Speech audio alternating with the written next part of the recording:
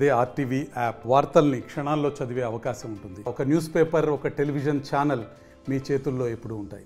సుదీర్ఘమైన 40 సంవత్సరాల అనుభవం ఉందని, 14 సంవత్సరాలు ముఖ్యమంత్రిగా కూడా అనుభవం ఉంది అని చెప్పుకునే ముఖ్యమంత్రిగా ఉన్న చంద్రబాబు నాయుడు గారు ఈరోజు ఎన్నికల్లో వైఎస్ఆర్ కాంగ్రెస్ పార్టీని కానీ ఎదుర్కొనలేక ప్రజాక్షేత్రంలో పొత్తులకు వెంపర్లాడుతూ ఉన్నారు. ఢిల్లీకి కూడా బాట పెట్టి ఏదో ఈ రాష్ట్ర అభివృద్ధి కోసము, ఈ రాష్ట్రం నుంచి కేంద్రం వచ్చే నిధులు ఏదైతే రాలేదో దాన్ని అడగడానికి కాకుండా ఈరోజు మరొక మారు కూడా పొత్తుల కోసం కూడా బీజేపీతో కూడా తగతగలాడుతున్నాడు. ఈరోజు కూడా దానివల్లనే తెలిసిపోతుంది.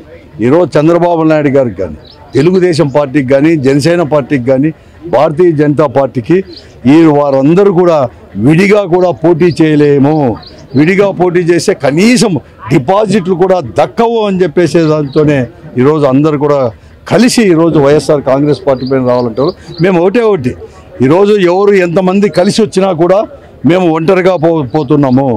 మాకు సపరేట్ అజెండాతో ఒకదాని ఏదైతే ఎన్నికల్లో వాగ్దానాలు చేశామో ఆ వాగ్దానాలన్నీ పూర్తిగా కూడా అమలుపరిచిన ఘనత మా ముఖ్యమంత్రి జగన్మోహన్ రెడ్డికే దక్కుతుంది. కాబట్టి దానితోనే మేము ఉన్నాము, తప్పకుండా ఇవ్వండి, ఆదరించండి. మరొక మారు కూడా సంక్షేమ రాజ్యంతో పాటు కూడా ఈరోజు అభివృద్ధి అనేది కూడా చేసి చూపిస్తామని చెప్పేసి మేము జనంలోకి కూడా పోతాను. ప్రజలు పెద్ద ఎత్తున కూడా ఆదరిస్తున్నారు.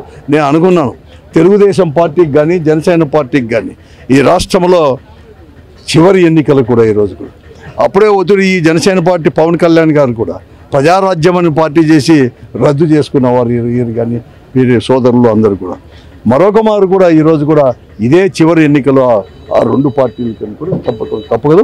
ప్రజలు పెద్ద ఎత్తున కూడా జగన్మోహన్ రెడ్డి నాయకత్వాన్ని కూడా ఆదరిస్తున్నారు.